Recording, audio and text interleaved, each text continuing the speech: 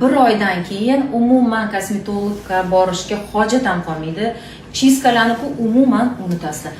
Ya'ni yuz tozalash cho'rni tochkalarni u sharoitda ketkazish. Sizga bitta zo'r loyiha o'rgatmoqchiman. Mani patsientlarim nimaga yilda bir marta keladi chiskaga yoki umuman kelmaydigan bo'lib ketishadi. Ya'ni yuz tozalash cho'rni tochkalarni u sharoitda ketkazish.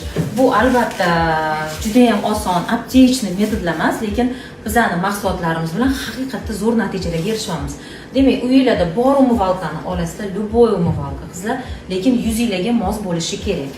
Deylik, mana ta'sirchan yuz uchun, quruq yuzlar uchun umyvalka oldinglar.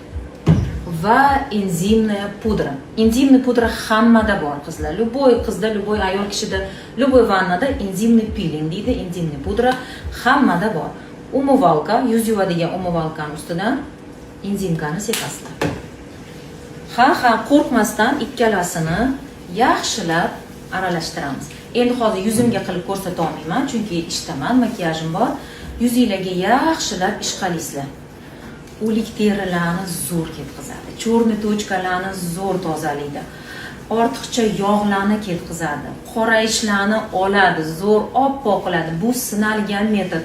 Patsientlarimdan kelgan odzivlardan sizlarga buni tavsiya qilaman.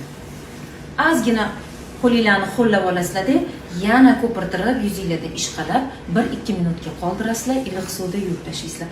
Oppoq bittani o'zida rezultat ko'rmasanglar, xafaman sizdan deb yozaveringlar. Demak, buni qancha qilish mumkin? Yog'li yuzlar enzimka bilan aralashtirib haftada 3 marta, quruq yuzlar enzimka bilan umyvalkani aralashtirib haftada 2 marta. Qolgan kunlari faqat umyvalkani o'zida.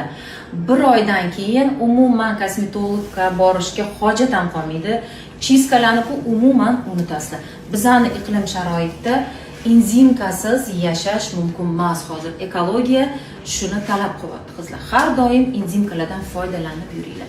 O'shanda yuzingizda doim chiroyli, oppoq va eng asosiysi top-toza bo'lib turadi. Sog' bo'linglar, like bosib qo'yinglar, boshqalar ham ko'rsin va o'zingizlar ham videoni yo'qotib qo'ymaysizlar o'shanda. Agar mahsulotlar haqida ma'lumot kerak bo'lsa, administratorlarimga murojaat qilinglar. Sog' bo'ling.